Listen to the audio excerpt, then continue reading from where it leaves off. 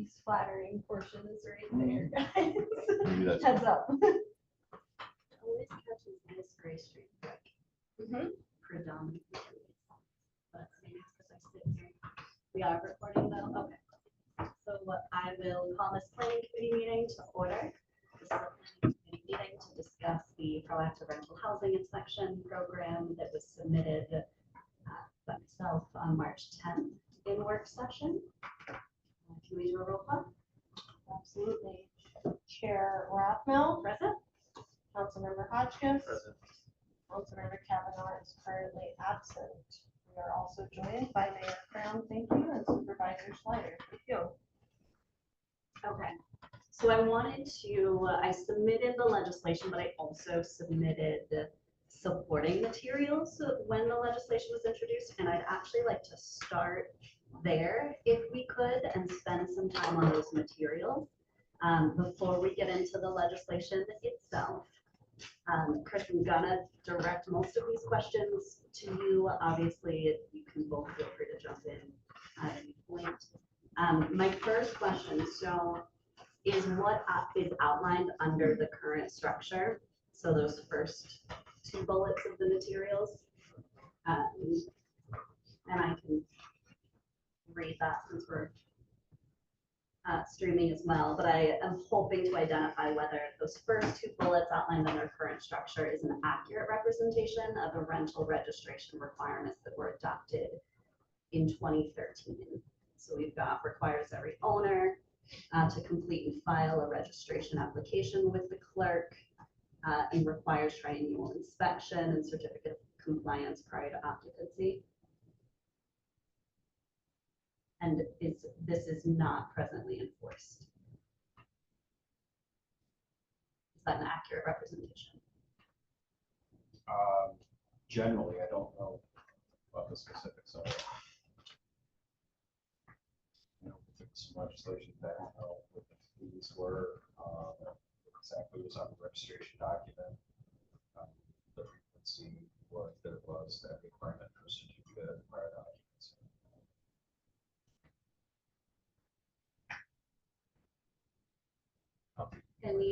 Okay, well, I pulled the language right from the ordinance, so, but I also don't want to make any assumptions about its accuracy. Like the supporting materials, I was pretty confident in, but that's part of why I wanted to have this conversation, just to confirm. Welcome. Would you like to introduce yourself? Robert here, Corporation Counsel. I'm sorry, I gave. No, you're totally fine. Okay, so current structure, accurate representation. Moving into that are the implementation challenges that are noted. So the limited staff piece, the access to units, and the liability concerns. An accurate representation of the lack of rental registration in its current form has not been and is not presently enforced. I honestly can't comment on it. I wasn't the director at the time, so I did perform some inspections during the period that it was introduced, but I don't know why it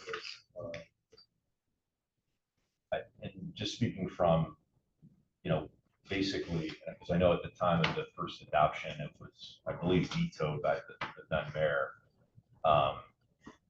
But that, for multiple different reasons, from potential legal challenges to the way that the language is written, in addition to just operational and resource constraints, is why it had gone unenforced. There had not been an active program for many, many years. So thank you for that context. There's some of what's in here that I pulled from Safe Housing Task Force notes and conversations around this exactly in 2018 and 2019. So again, didn't want to make any assumptions. There's some historical context to the content, but appreciate the feedback. So even if we're talking about the limited staff piece as an implementation challenge, I think the pieces in what were proposed focus on a restructure that maximizes CDP funding. And given the uncertainty of the federal budget at the moment, I don't think diving into that piece today makes a whole lot of sense for the conversation. Access to units would be part of an implementation or rollout strategy. So in my perception, again, not necessarily immediately relevant to today's conversation. And then the liability concerns are being reviewed by and discussed with Corp Counsel. So I'm hoping to focus, and I know I mentioned this in an email, as much of today's conversation on the logistics, the operation. So I'd like to skip to additional considerations, if we could, which is also in the supporting materials, but closer to the end. Would you like to introduce yourself? Mark Kavanaugh, 36 City Council. On the left. Okay, so if we skip to additional considerations, starting with code enforcement software. Is this an accurate representation of the, so we start under code enforcement software of the city's participation in Cities Rise. Is that an accurate representation of the city's participation?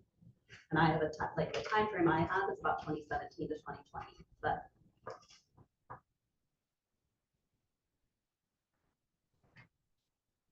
Yeah, and just generally speaking, I think building blocks was a bit of a transition software between what the city had with CodePal, which was not helpful, and then our kind of final move to Municity, which is in use, daily.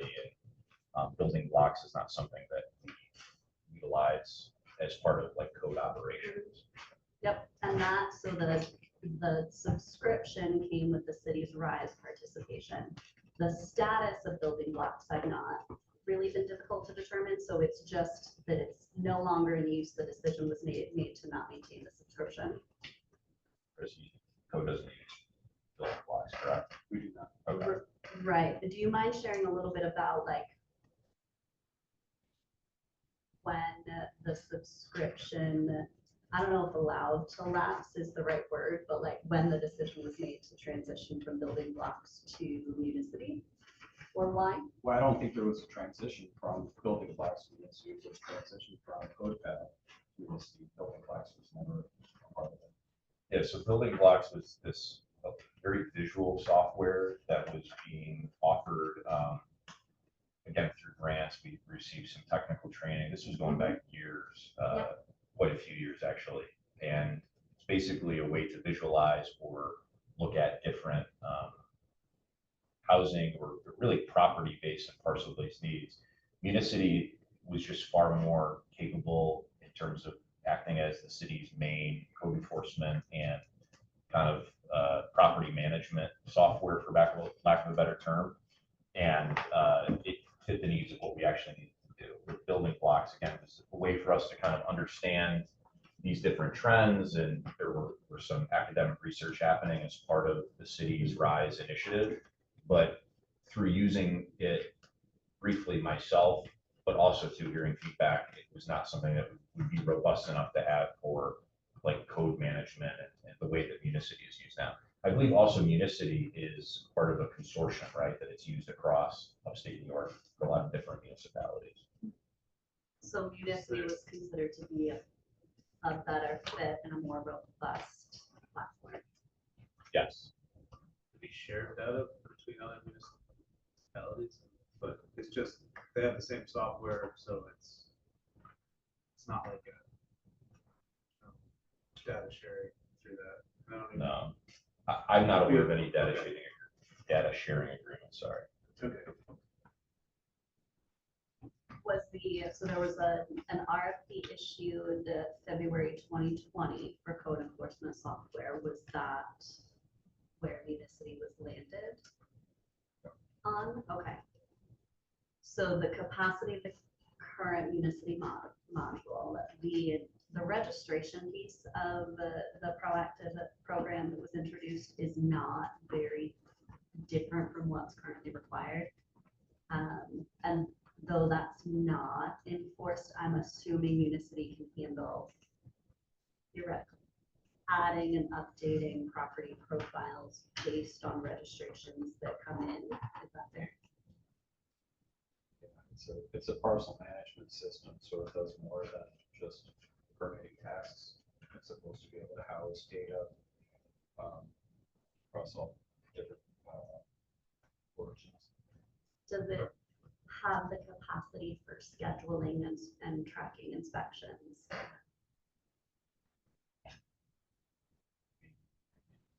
Sure. How are inspections currently tracked? Just in the notes component of the module We tracked, within Municity? tracked, scheduled, documented, recorded. But All of the above. yeah, they do contain data as results of inspections. So Okay. yeah, it could be a combination of in the notes. Let's have or a tab or files, anytime a document's printed. That's contained in the immediate file, so you can see the actual notice of violation or remedy that was created. That was what's called violations. Time given to cure. Okay. So the capacity exists. It's utilized to some extent. That's all day, every day. Okay. Are you familiar with additional modules within the Municity? What did you call it earlier, Mayor? Not platform. It's a group of products that are offered by the city. There we go. Thank you. So if the capacity, if an enhancement to existing Municity capacity was needed to actually get to an implementation or rollout of the new programming, are you familiar with the additional models within the consortium? Not specifically. I think there's probably a city that has a rental registry that uses Municity to manage it. I don't know that for sure, but I think probably there is. Yeah, I think that's very likely too. The conversations that Rochester uses building blocks. The Albany, I've got calls with Albany and Kingston upcoming, so I can certainly ask those questions in terms of how they're operating and how they had to transition in rolling out. Those are my primary questions about the software itself at the moment. Do any other planning committee members have questions on software? Chris, what actually generates the code violations of letters? Municity does that? That's a module of Municity.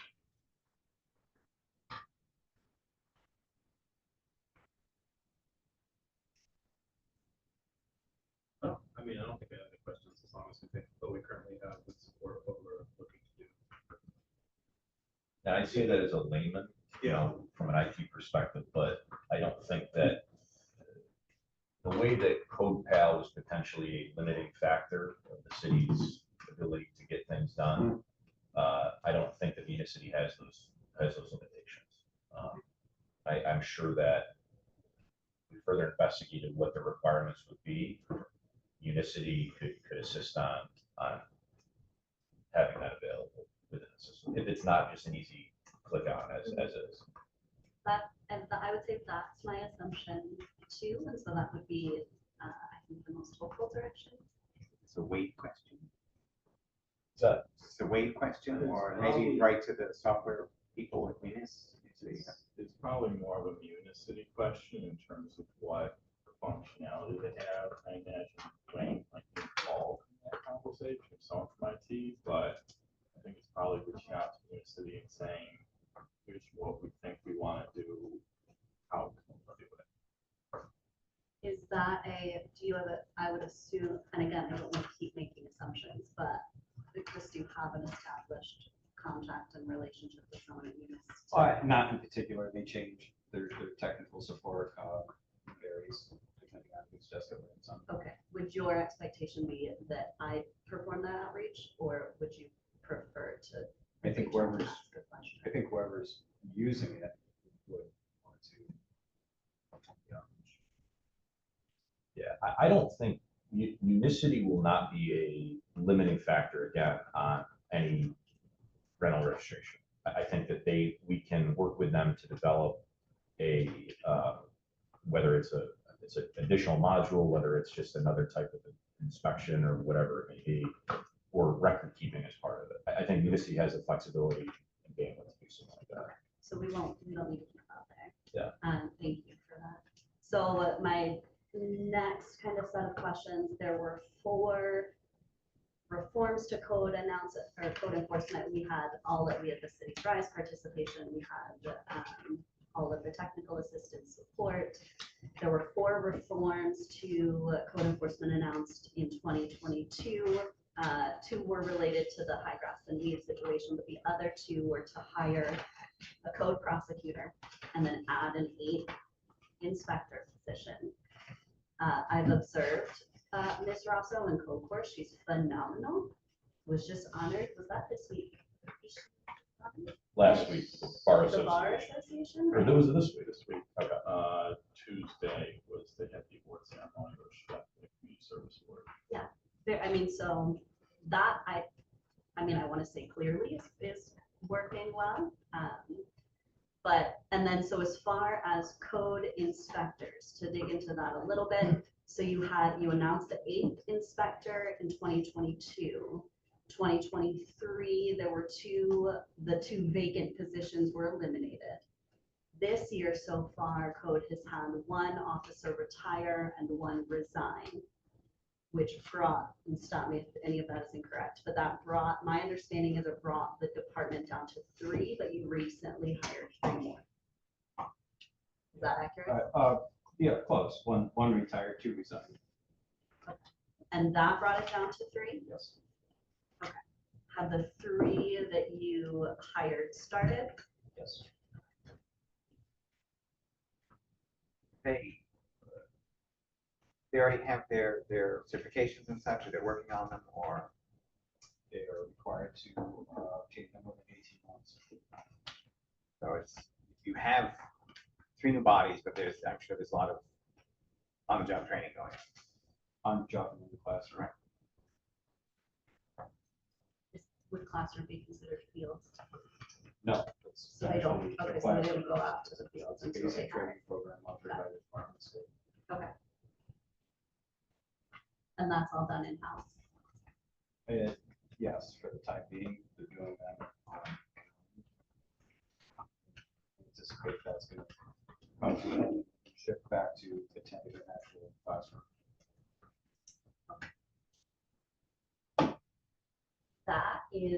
Those are my questions related to the supporting materials. Are there any other thoughts, statements, comments, questions on the supporting materials before we jump into the legislation? I think, yeah, before we jump, let's get into the weeds, like kind of deeply. I think kind of what you commented earlier, it's like the registry had been passed, maybe in opposition to the mayor at that time, which obviously would lead it to like not go forward.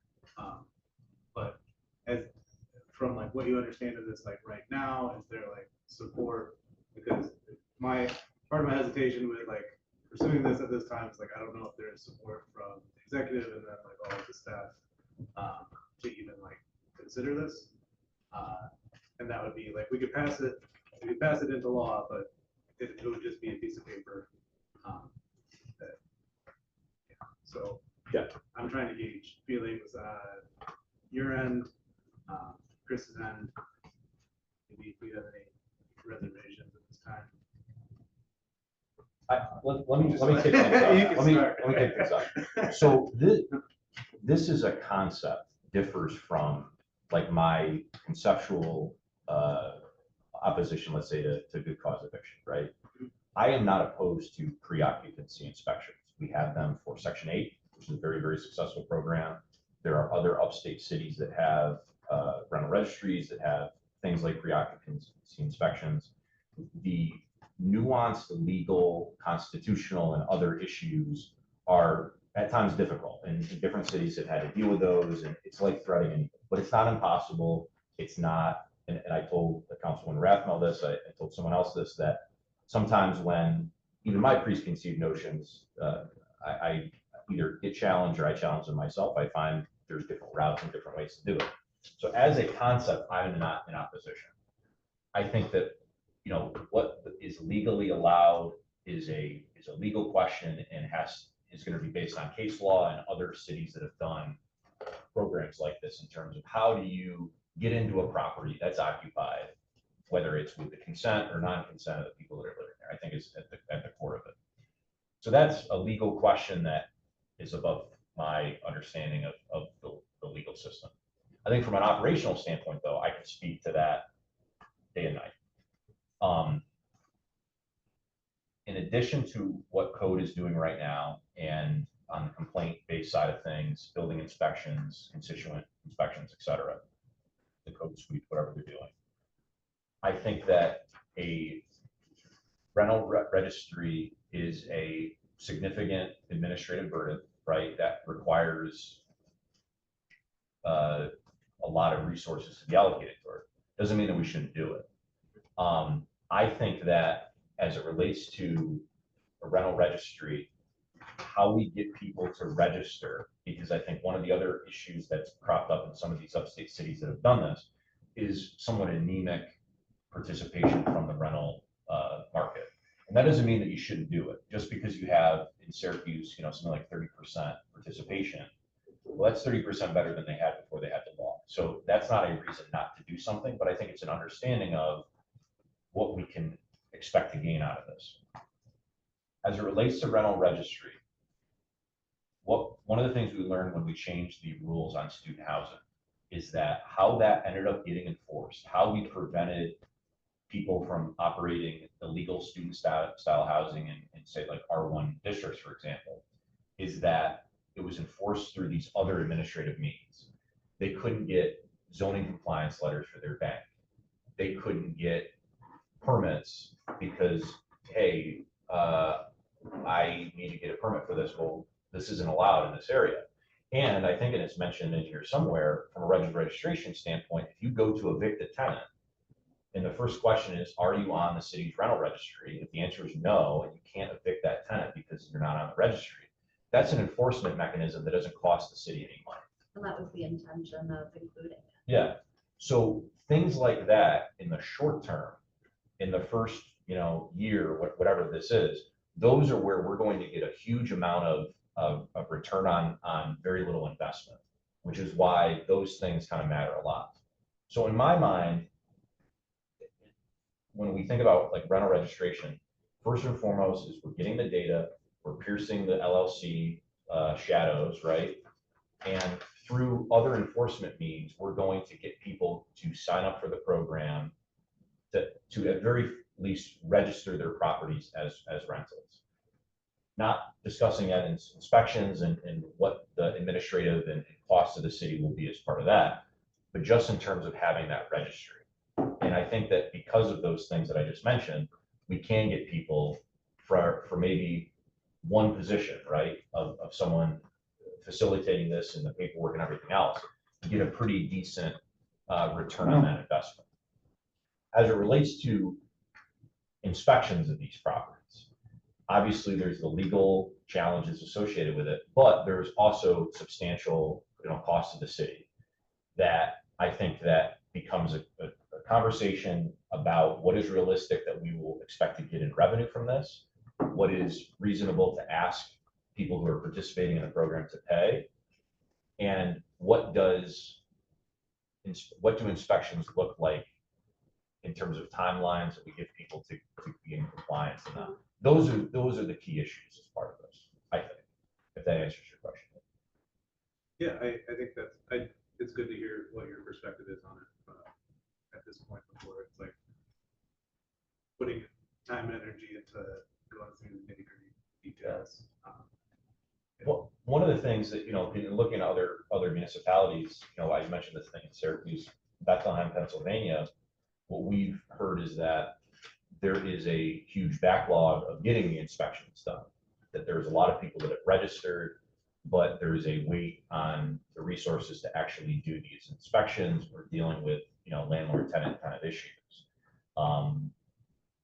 So that's another thing to kind of think about and consider, but it ultimately becomes a budgeting question. I mean, I think all this is a budget and a personnel question. And those are some of the operational pieces that I'd like to get into, but I would be curious, Chris, from your perspective in response to Nate's question about,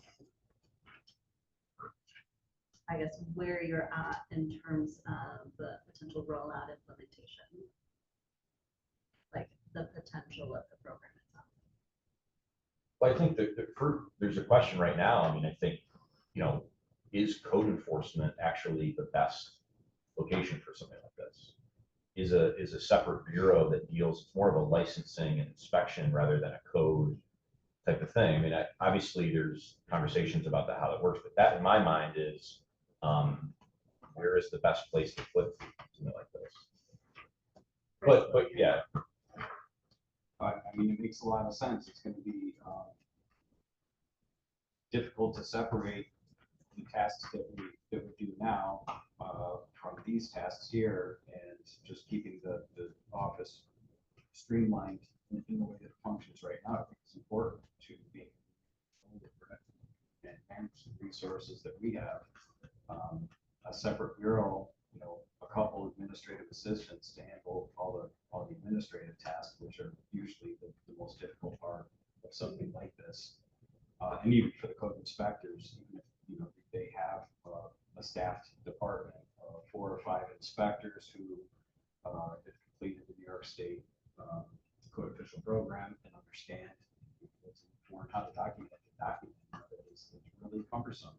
Is the most challenging part of running the office right now.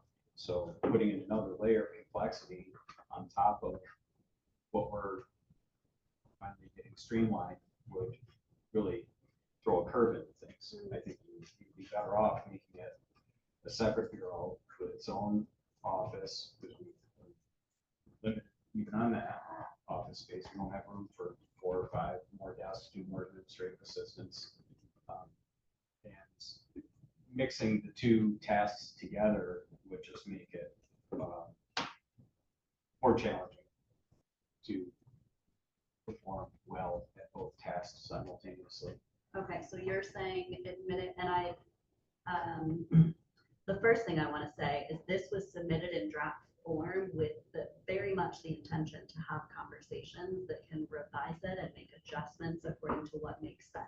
So though, yes, there's a lot of historical context and experience in this, I think I've been clear from the beginning, like willing to have the conversation, willing to take recommendations regarding ways to adjust it so that it works best in whatever way gets us to implementation. I mean, that's my primary goal. I don't want to spend a ton of time on an administrative bureau, but I think we can note it as something to look more into and have. I don't anticipate this will be the only conversation we have. So I'd love to keep that on the agenda to continue the conversation, and also to include in my conversations with other municipalities as I'm having them, and as other council members are having them. Can we look at the cost analysis that I've included in here, some of the presumptions that were made? So yes, absolutely, understandably, an operational challenge that will require additional resources. Are you looking Is this for in it the in front there? section? No, actually, yes, it will be. Let's see.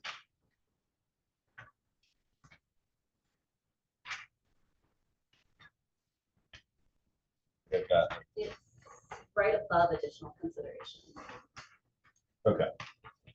Just 2 bullets there. So don't have a solid gauge on existing units that would be eligible for this program. I estimated somewhere between 12,000 and 19,000, which I realize is somewhat of a ridiculous range, but those are the numbers I had to go with.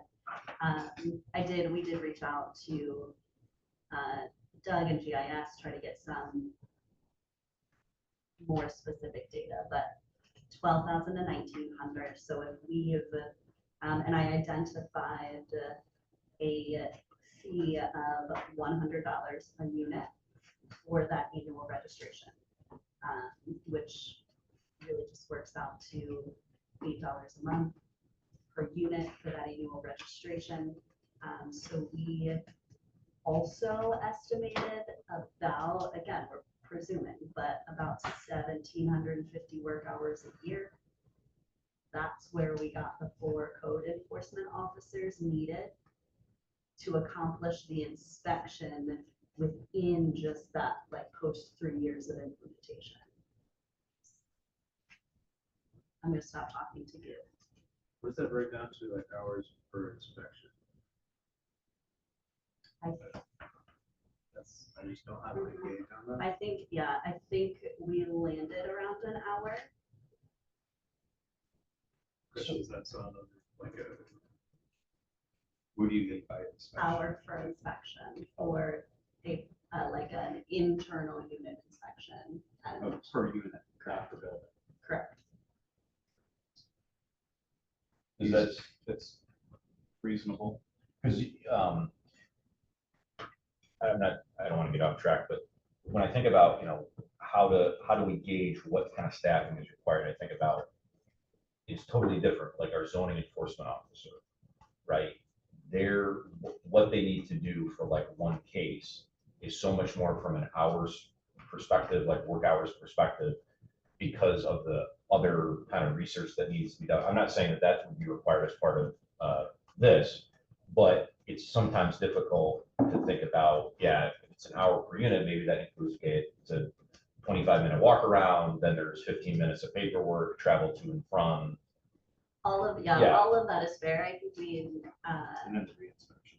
Yeah. Right. And I don't anticipate giving at estimates may be our best bet for trying to anticipate or project the cost analysis and kind of what we're looking at in terms of what ends up coming in and how we can layer into those new hires. So if the estimate feels okay for now and we're comfortable going with it, that doesn't mean we can't change it or aren't going to run into situations in which we realize it needs to be changed. Does it feel fair to work with that estimate at the moment? I think the cost is low. Go ahead, continue. What do you mean? The cost of what? Incorporating $8,000, the salary plus the benefits for each for a total cost of $320. Leaves out administrative assistance, which you probably need at least 2. Leaves out vehicles, fuel, personal protection equipment, office supplies. Sure. Okay. The budget in its entirety, not just the salary line. And the salary line should include administrative support, because just mailing out this many letters and receiving this much mail and document. I think there's more administrative tasks for the inspectors perform than anticipated. They don't really, they spend more time on their computers preparing reports, documenting inspections is paramount to just be on site. That's probably the easiest task, is to be there, make observations, documenting what you saw, providing legal notification. Some of the research that goes into that, you can't provide notification if you're getting bad addresses and getting the mail returned, so there's more research. I think the administrative tasks are pretty close to one-to-one with the inspection process. So if you're saying an hour for an inspection, it's closer to 2 by the time you're done. Almost every inspection requires a re-inspection.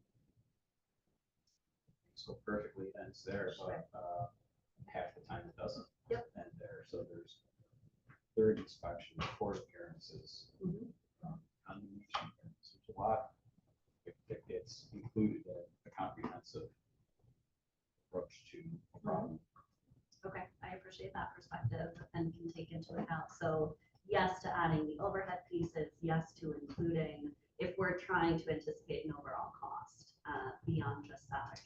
And so to clarify your thinking to admin assistants. It just ballparking it from Sure. here. All we can do is ballpark, or we can start there at least. I would start with that. Okay. I mean, the overall, if we're looking at getting that if we're starting at that lower, the 12,000 for units that are being registered and the fee paid for, then the annual program income total would be 1.2 million. If we're closer to that 19,000, we bump to 1.9. So Did there's, Doug get back to you on that? On the Well, rental yes. units in the city of Binghamton? yes, those were the numbers came from, but he didn't have a specific number because there's no rental registration. We landed somewhere around 17,000. Okay. He indicated reasons why it would be difficult to land on an exact estimate because we don't have the functioning registration. And even in conversations, because I threw this out to Treasurer Harris some too. And he was also saying like there's no way to determine whether it's like owner occupied versus renters in the building. So, and maybe it's in deep in here and I missed it. So for multi-unit residential, is there a cap on the fees? 2,500. Okay. So that would obviously impact revenue. I see the $1 million revenue number and knowing kind of what we get in revenue and I mean, that is a significant new source of revenue. And I would be shocked even if this was humming along the way that, we were doing these inspections and this had a couple years of maturity on it, if we were able to get that level. Because I think first and foremost, call it a 50% compliance number. We're not going to hit that million. And then if it's less than that, or if there's things that are capped, like something like Town and Country, they're going to be paying 2,500 as opposed to 25,000. This also doesn't take into account the reinspection fees, which is set at 50 or the rescheduling fee. So I left that completely out of the calculation just because that's theoretically an unknown, although to Chris's point, almost always there's going to be that reinspection. That's for problem properties. I don't think you're gonna have an inspection at Saratoga Heights after they complete the $38 million Sure. facelift. Sure. And then if there is a fee, now you're talking about proposing $50 per unit. So for all the good landlords who pass inspection and don't have violations, the revenue's cut in half. It's not cut in Some half. violations. I didn't include the reinspection of the rescheduling fee in this analysis, so it's not cut in half. I was just affirming your point that there's likely irresponsible But it mayor says the grants fee is $50. for reinspection or rescheduling, but it's not included in the cost analysis for the $100 per unit program fee for registration annually. The other thing too, and from my perspective, this isn't an enterprise fund where we need revenue to match expenses, right? It's like we don't make money off of our police department or code enforcement either. So I'm not saying that this needs to break even either. Yeah, I don't consider it revenue. What's Like that, Robert? Most of our enterprise funds don't break even either. and I don't wanna, Wait a like, second. I don't wanna, I actually don't, I've been trying to avoid calling it revenue because I do truly see it as program income relative to, yes, the program supporting itself, but the rehabilitation efforts that will result from some of the findings as we implement, or the relocation efforts, all of that to me is included in this program being effective and not unintentionally harming tenants who are in the units that are going to need rehabilitation. I've tried not to refer to it as revenue because I don't want it to be perceived as something that's like boosting profit for the city. Right, I'd rather avoid #cash cow comments. The other thing too is, so that's a good point. So like properties inspected, it's found to be in not in compliance.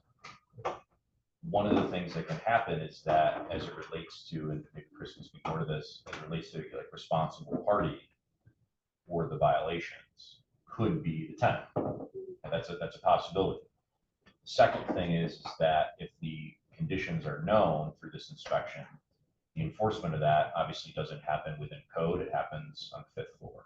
So what additional legal resources would be allocated as part of this? You know, I think that without this, the city needs additional legal resources for code, right? Showing how well the prosecutor position has gone. I think it was a good move. So that is a kind of, you know, the inspection just gets us in the door. It gets us the data. It gets us the responsible parties. Actually fixing these issues, we're going to face the same bottlenecks that we have currently.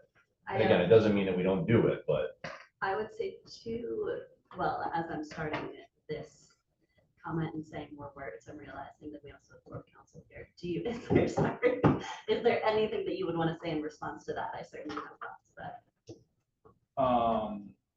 No, I mean, I think my position kind of aligns with that, where, you know, if you are going to be trying to enforce this, there's going to be secondary parts where our office is going to get involved with enforcement, whether it's because of just the failure to register, because of found code violations that need to get prosecuted, properties need to get condemned, whatever. Then have increased work coming through my office because of that, which obviously goes to the goal of trying to maintain and rehabilitate property. And this isn't in here because I just had this let's say Thursday, I just had this conversation, I think maybe Tuesday. But I would anticipate adding another code prosecutor and at least a paralegal is likely going to need to be included in considering this full program. The enforcement mechanisms that are included in the escrow piece, we're going to have to keep going back and forth on at a court counsel level. But in terms of motivating property owners toward compliance in a way that doesn't exist in current ordinances, I think the restriction on filing summary proceedings, certainly a big piece of it. Council here and I have talked about some likely adjustments that should be made to how it's worded in the legislation, and we'll continue to work on that. So restricting property owners, landlords from pursuing an eviction for tenants residing in a property that does not have that license to operate, does not have that notice of compliance. So that would be one. The second that we have is an escrow remedy. It's maybe a bit too robust at the moment as it was written. I'm willing to concede that. But escrow, so the current escrow remedy that's as it's written in there has a structure of a tenant has the option of paying into an escrow account, and after 60 days, if that, and I don't have it in front of me, but I'm pretty sure it's after 60 days that we establish that if the property does not come into compliance, then that rental amount that was deposited in the escrow goes back to the tenant, rather than continuing to be held for when the issue is taken care of. We had a 90-day component to, we kind of, not only administratively, but in terms of legal aspects, there were very valid concerns with just that cycle and managing that cycle. But an escrow remedy where if at the tenant at some point moves out and there's never the remediation of the issue, then that rental amount would ultimately, the escrow intention is that the landlord is not able to still extract rent or profit from that tenant while also simultaneously failing to invest in the property to ensure habitable conditions. So those are the two primary enforcement mechanisms we did bump up rather than any court fees or charges rolling annually onto the property taxes. We had anything left after 6 months rolls onto the property tax. So not as much of an immediate, but it does reduce the timeline. Yeah, I think that it's a difficult question. It's like the classic, Google interview. What would you cost, or what would you charge to wash all the windows in Manhattan, right? I'm not saying it's that out there, but I think it's knowing what is potential from the financial standpoint is going to be learned more than predicted. And there's nothing wrong with that. I think that's where, for me, again, taking small steps on an annual basis to how I think it could be successful would be just getting that registry piece and the administrative part of it to know, okay, what's out there that people are wanting to be inspected, and then what's out there that can be diverted into the rental inspection program from code enforcement complaints or whatever it may be. I don't know how it works in other communities and what they're getting in terms of revenue, what they're charging. But from a budget standpoint, which ultimately, these sorts of things have to be in the budget, it's what I'd be comfortable budgeting for. And I don't know, as of today, that can change, obviously. I think there just are a lot of unknowns. We're talking about, 4 new code enforcement staffing, new corp counsel. I think, again, as of right now, I think corporation counsel needs another code prosecutor separate from this rental registry stuff. That's my belief. I think that's also where a mention of an administrative bureau potentially comes in, which is also something that we touched on way back in Safe Housing Task Force conversations, where it's not the code prosecutor who is responsible for like chipped paint. Like they're the ones filing the larger cases, whether it's local or I know Ms. Rosso is, I think, filed a Supreme Court case, like the heft of the cases that are I think most frequently bad actor is the term used, but like an administrative bureau that can focus more on the smaller pieces to free up our legal. So that's a different piece of this. It's a whole different. So Rochester and Syracuse have an administrative code process that handles all of this stuff before it gets shunted to the attorneys and city court. So that would be a whole. When I say, It's not a whole other piece. yeah, Well, when it is. when I was it's- saying Right administrative, now, we have one path. They have a different path that code violations go through first. For minor code violations, yes, they have an administrative hearing process that can be used to handle those complaints, so that you're not having every case going into court. But that setup also comes with additional expenses because they have a whole hearing Officer and all that stuff. when I was saying administrative, I meant like, instead of something like this being housed within code enforcement, it's another thing that has its own staff. And I didn't mean like administrative like Syracuse and Rochester have. I mean, it's kind of own thing, its own operation that obviously is tied in with code enforcement, but not necessarily, we're not taking code inspectors, pulling them off the complaint side of things or what they're doing on that side. When you were bringing this up earlier, Chris, it's like the only comparable experience that I have is like back when I worked in IT, there was kind of like the same issue. Like how can we build out a new project while we're like doing everything we can to put out fires? So it ended up being like a division. It was just like these 4 people were going to be focused on complaints, and that's all you do. And then the other people are going to build out new software and that stuff. So that's kind of just my own experience in something that seems kind of familiar. Like you have your day in and day out operations, so you're kind of building a new piece. So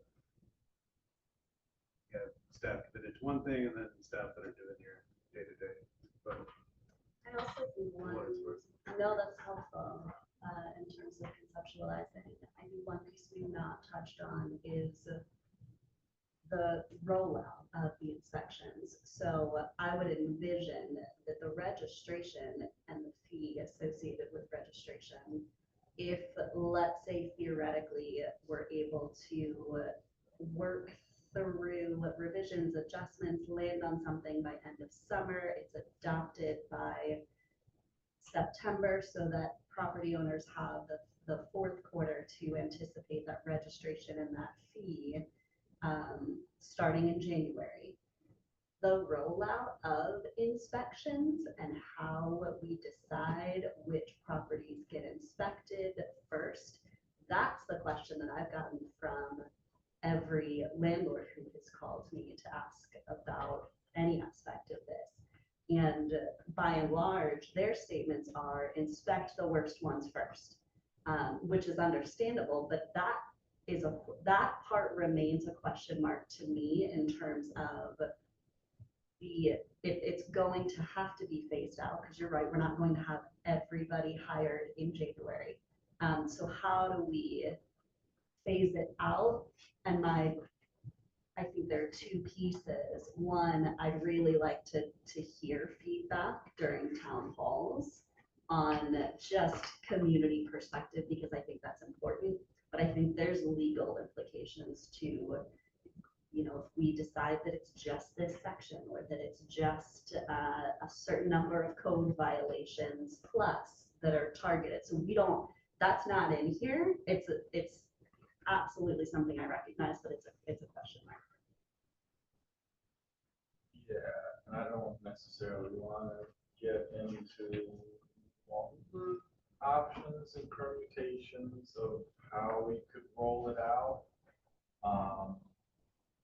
Certain rollouts are going to work better than others, probably both from a legal as well as a just administrative resources side. I know we talked about at least a couple options for how you might be able to do it.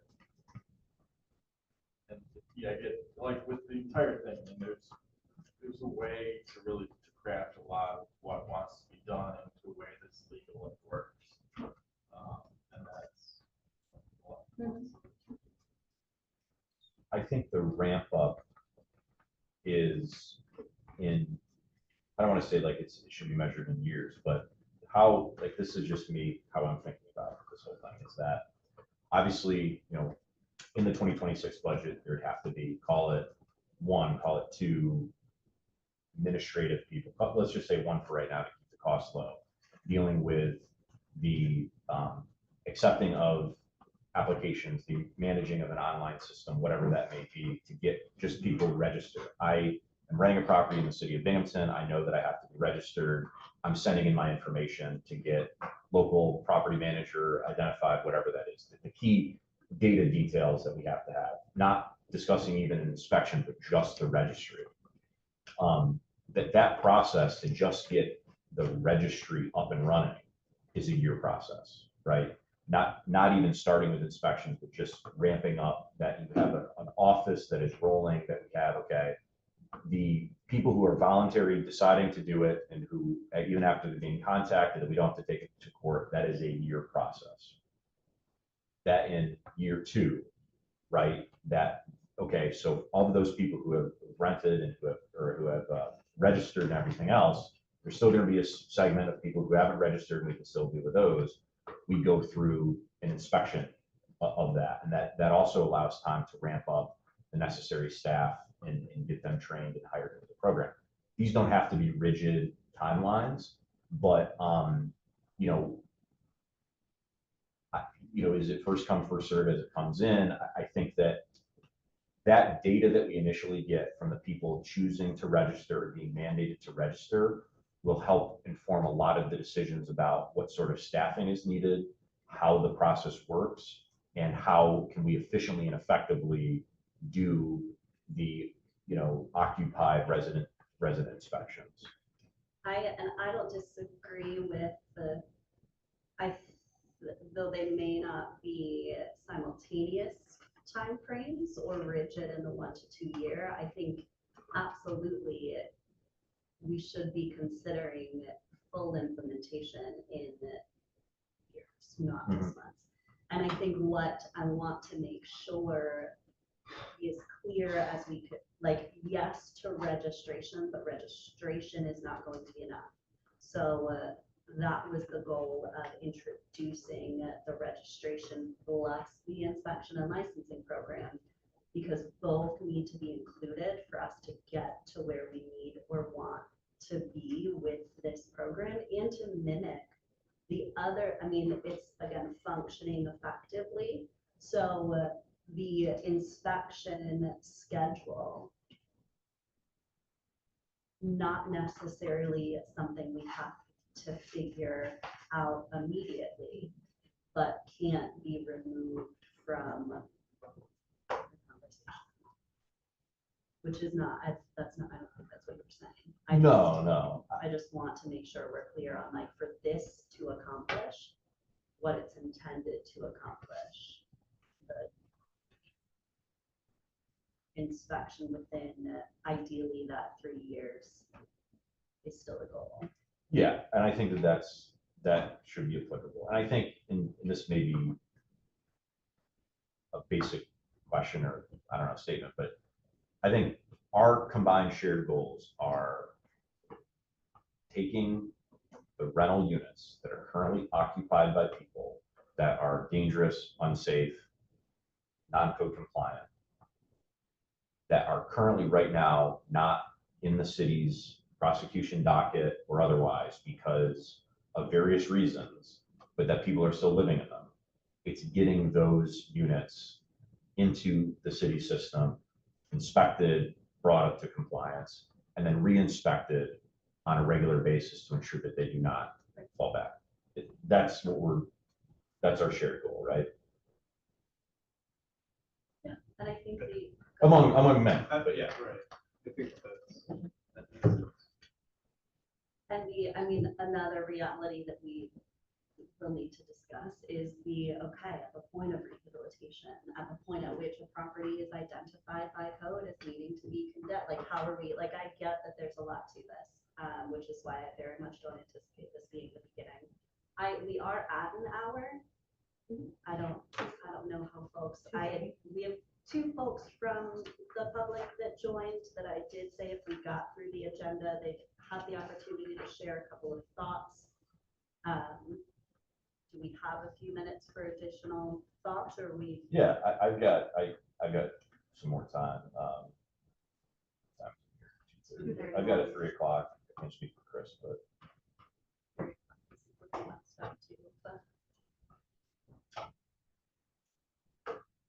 Okay. We barely got into the actual that's not true. We got into a good number of pieces of the legislation. I think there's a lot here to start with.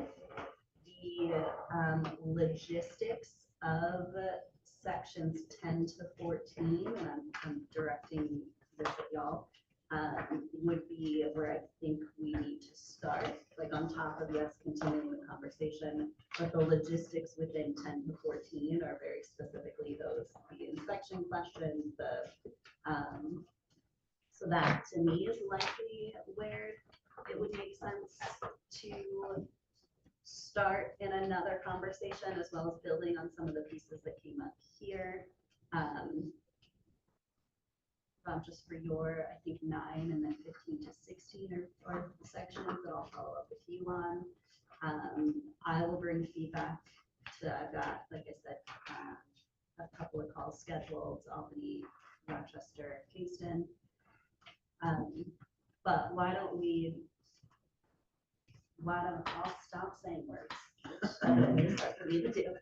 Tom, did you have any thoughts that you wanted to add to the conversation you were able to observe, or?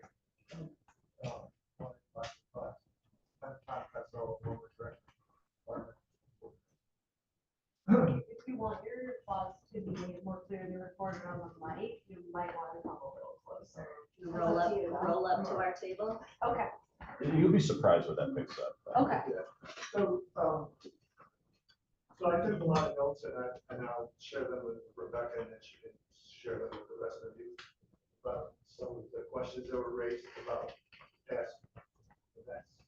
But I think the strongest thing that I have to agree with the mayor on is there's a big misconception about how the code works, the International Building Code, which is why when we talk about inspections and the documentation and the enforcement, that's a legal structure that's very complex. It incorporates all the legal protections people have under the Constitution. It has all the legal requirements of documentation. And quite honestly, once the documents are filed with the law department, at least half of that effort is exclusively outside the purview of the code enforcement department. The public doesn't understand that. They think it's even not being inspected, it's lax enforcement or whatever. No, it's been in court for a year. That's the rule, not the exception. If you take it out and you separate the code out and just make it a very simple thing where the administrative inspector goes out, identifies it as a rental property, counts mailboxes and electrical meters to know how many units are in the building with a reasonable expectation of accuracy, and then just does a visual assessment from the street without even going into the building. And then at that point, they can always prepare a referral to code for actual inspection performance at a future date. But if they come back to the registration process, the rental registration process, and say, yes, it's a rental property, it's category 1, 2, or 3, and there's precedent for that because that's what we did during the flood right behind you. We inspected every, what was it, 6,500 structures, I think, in 3 days. Just doing on-the-street visual inspections and classifying units. Grossly damaged, partially damaged, undamaged. That process, coupled with the administrative hammer, the best part that I read in here, which was restricting evictions and other administrative things, can be done independent of the New York State International Code. It's just an administrative rule to get the documentation to prove you got the license to rent property.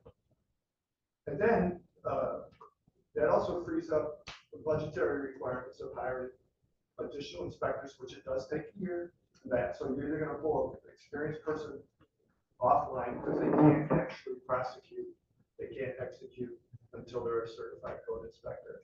So that would give you that. And I personally, I think it would take 5 years before we had a truly operational system and an accurate database. But once it's a limited number of properties, and it's just a matter of like taking your time and carefully monitoring it. And the landlords that are the worst offenders that provide the worst housing are going to be in court no matter what. So with the, theoretically, if we're trying to identify an inspection rollout, then that would get referred to code. If we're identifying like a 1, 2, 3, theoretically that ranking could be used to refer to Exactly. the. Yeah, and then it's like your rentals registration program is still proceeding without waiting in the court system or without getting bogged down with all that work. Really, like when we tried to do it before, it became possible to like keep speed. Like there were people that were waiting for 2 years for inspections because it just was enough. I'll say too, I had one of the larger, I don't believe they would like to be named, but one of the largest property management companies locally that I spoke with asked if there would be the option to opt in to, like, before it even gets going, because a handful of landlords that I've talked to, like, want that license, want that certificate. Just And so call I it think certificate they're- of code compliance now, if you want. Well, and there are municipalities who have there's a couple of ways to fix it, and we don't have time to get into it, but. So one other thought about that. So let's say you do that rapid inspection, you get someone in the application process. At that point, then you can say to them, we're not doing a code enforcement inspection on your building. We're not doing a compliance inspection. We're not going to issue a violation. But we're gonna do like what the fire department did when I was a kid. They've got a checklist of 25 items. You walk into the house or the building and you go bang, bang, bang, bang, bang. That's where you could actually do a second referral, an opportunity for a second referral where the exiting is wrong, where there's no fire detection, where the windows aren't operating, where the roof is leaking. I mean, but you gotta separate it from the international code because it has its own legal structure that you have to follow. That takes a long time. That's why it's never been, and the last thing about the code is, the code is written based on the idea that you're starting with the planning, the design, construction, then you do maintenance, and then you do decommissioning. And the maintenance part of it is the smallest part of the code. You know, I've told you that before. I told you that before. It's like 69 pages out of 5,000. It's a lot. Yeah. And it's like, the state doesn't train code inspectors to do what we're trying to accomplish, which is provide better housing for everybody. And for most of the landlords, the student property landlords, their issues over the zoning law. They're not with the code compliance. They've done all the right things because they were required to do it during the planning and design project. So. There is an exemption for new construction the last 3 years. One of the pieces you just said, Tom, reminded me that I wanted Chris to ask you. Also, one of the property management staff that I talked to said that the Johnson City Fire Chief department personnel have been asking to work with Johnson City's code to actually do inspections, and so they're starting to collaborate with the firefighters doing inspections. Has that ever been this would not be at all approaching, is it possible? I'm just curious if that's ever been a request in Binghamton or of interest to Binghamton. Do perform periodic inspections currently on commercial properties. We're looking for fire safety features. So they would inspect dicks on Upper Court Street. That's not code enforcement. It seemed like it was like a residential focus that they were moving towards, but If it's a large, I should get more information. yeah, I think that they would do an annual inspection at say 20 Hallway Street. Inspection at the Holiday Inn with another tree. Those are, even though they are residential by definition, it's an occupancy classification that's not under the purview of the code enforcement office to perform these inspections. Their inspections are limited to fire safety features. Is the alarm system, the fire sprinkler system, in possession of a current inspection certificate, or doors, exiting doors, identified with emergency exit signs, emergency lighting. I think that's why it was brought up to me, is because they're going beyond just the fire safety inspection, but I'll get more information before I Yeah, ask him. Chris can correct me if I'm wrong, but like currently code does work with fire, but it's usually more like something's wrong, which is why they're getting called out. And fire safety issues as well as like code, fire code issues that the fire marshal's doing. And then you have code issues that code enforcement's handling, so they're walking together, doing everything. But that's not part of like a proactive inspection like the annual ones that the fire marshal typically does, right? You also have situations where the fire marshal will be going doing their annual inspections and they'll make the referral over. Hey, we saw this, you should go check it out. And vice versa. Yeah. Okay, Tom, any additional comments? That was super helpful. Thank you. Just in the fire marshal's office, when I was here, they were with the same code classes and had the same certification. Prior to that, at one point, the fire department supervised, actually ran the code department at one point. So it's been a relationship. But like I said, I'll just write my questions down and share that with you. But I really think the mayor's kind of approach, that if you can make this administrative, you'll have a lot more success in getting to the goal, because the code will always be there to go back to. Thank you.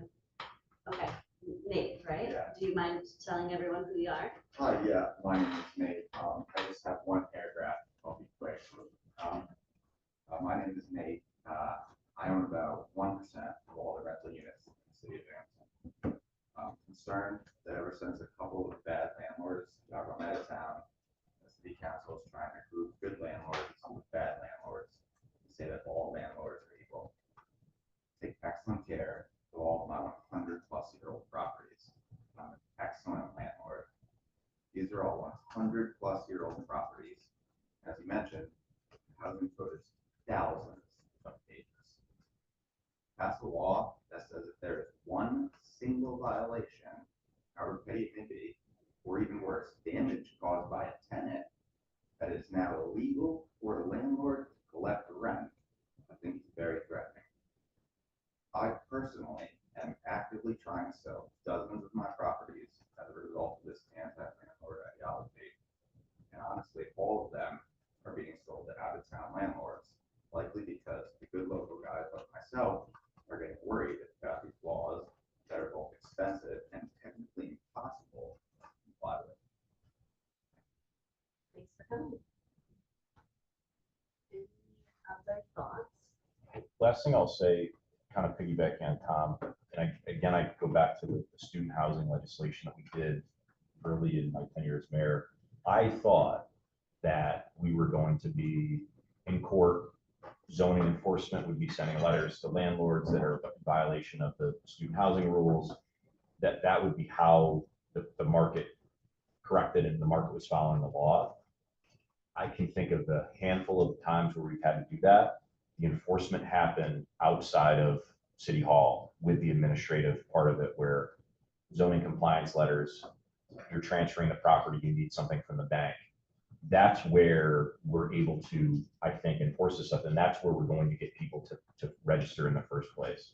Is if they can't transfer a property, they can't get a mortgage because they're not registered. That is where, that's an immediate hammer. We don't have to wait for a city court judge. It's not a 6-month adjournment. They can't sell a property. We're hitting them where it really matters.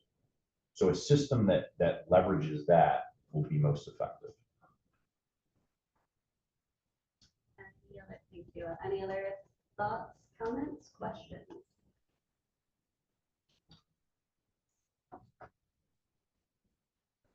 Okay. We just need a motion to adjourn. Second. Thank you.